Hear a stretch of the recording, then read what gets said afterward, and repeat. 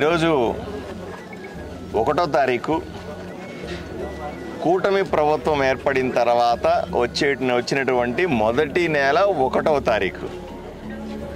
కూటమి ప్రభుత్వం ఏదైతే తెలుగుదేశం, జనసేన, భారతీయ జనతా పార్టీకి సంబంధించిన కూటమి ప్రభుత్వం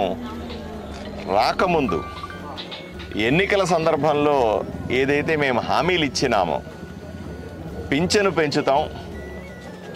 వృద్ధులకు కానీ, వికలాంగులకు కానీ, ఒంటరి మహిళలకు కానీ, మిగతా ఏవేవైతే పింఛనుకు అర్హులైనటువంటి 13 రకాల వ్యక్తులైనారో వీళ్ళందరికీ కూడా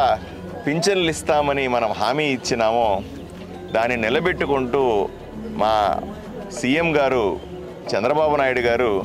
ఈరోజు పింఛన్లను మొదటి సంతకంతోనే ప్రజలకు అందించడం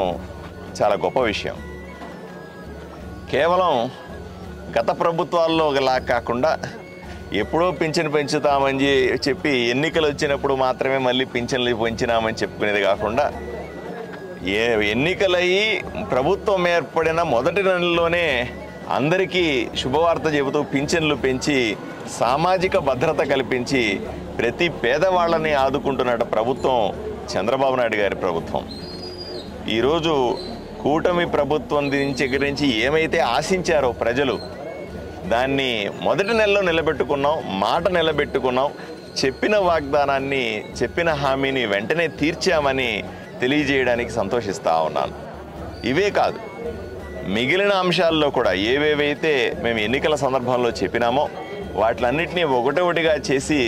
ప్రజల రుణం తీర్చుకుంటాం, ప్రజలకు కావాల్సిన వసతులు ఇస్తాం, ప్రజలు మా ప్రభుత్వం నుంచి ఏదైతే కోరుకున్నారో అది 100కు 100% తీర్చి